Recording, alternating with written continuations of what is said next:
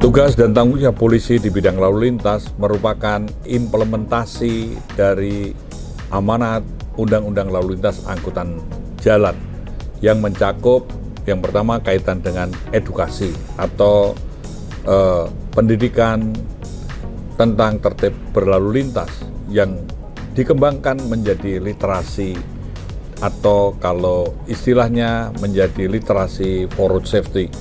Nah, di sini kita semua juga memahami bahwa membangun budaya tertib salah satunya adalah melalui literasi atau membangun literasi untuk mewujudkan lalu lintas yang aman, selamat, tertib, dan lancar. Yang kedua adalah kaitan dengan rekayasa lalu lintas.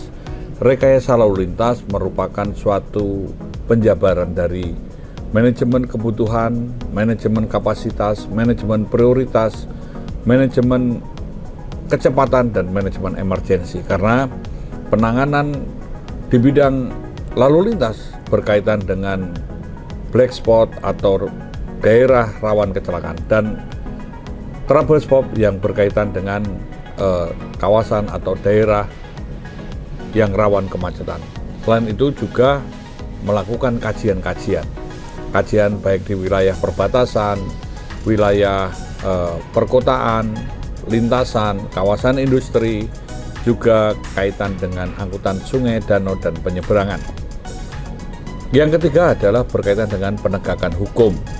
Penegakan hukum lalu lintas ini berkaitan dengan penanganan pelanggaran lalu lintas, juga kecelakaan lalu lintas, dan juga berkaitan dengan masalah-masalah lalu lintas lainnya. Karena penanganan masalah lalu lintas ini tentu perlu ada upaya bagaimana untuk menegakkan hukum. Karena polisi di dalam menegakkan hukum adalah untuk membangun budaya tertib, untuk memberikan perlindungan pengayoman kepada pengguna jalan lainnya yang terganggu adanya pelanggaran lalu lintas, dan juga untuk adanya edukasi serta supaya ada kepastian. Nah, di sini polisi di dalam menegakkan hukum juga berkaitan dengan upaya mengembangkan atau menyesuaikan dengan perkembangan atau perubahan zaman, salah satunya berbasis pada elektronik dan pada scientific investigation. Yang keempat berkaitan dengan registrasi dan identifikasi. Registrasi dan identifikasi yang ditangani polisi adalah berkaitan registrasi dan identifikasi kendaraan bermotor dan pengemudi, yang semuanya itu kaitannya adalah untuk yang pertama pada legitimasi kompetensi ini untuk registrasi dan identifikasi pengemudi. Yang kedua adalah memberikan jaminan legitimasi keabsahan asal-usul kendaraan bermotor, dan juga legitimasi keabsahan asal-usul kepemilikan kendaraan bermotor ini kaitan dengan BPKB. Dan legitimasi pengoperasionalan ini berkaitan dengan STNK.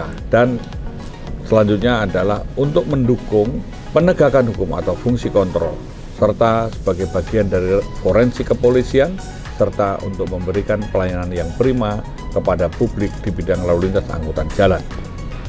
Yang kelima adalah polisi lalu lintas membangun suatu sistem pusat K3I, pusat komunikasi, koordinasi, komando pengendalian, dan informasi. Karena sistem-sistem ini tentunya akan bisa memberikan pelayanan yang prima di bidang lalu lintas angkutan jalan, yaitu pelayanan keamanan, pelayanan keselamatan, pelayanan hukum, pelayanan administrasi, pelayanan informasi, dan pelayanan kemanusiaan, yang semua nantinya juga akan mendukung pada sistem pemerintahan berbasis elektronik menuju one-stop service.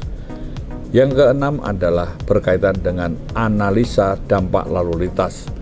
Polisi melakukan analisa dampak lalu lintas adalah untuk mengkaji, untuk juga memberikan masukan, juga untuk saran dalam pembangunan atau penataan lingkungan dan juga rekayasa sosial, agar di dalam pembangunan, penataan, juga perbaikan ini berkaitan dengan terwujud dan terpeliharanya lalu lintas yang aman, selamat, tertib, dan lancar.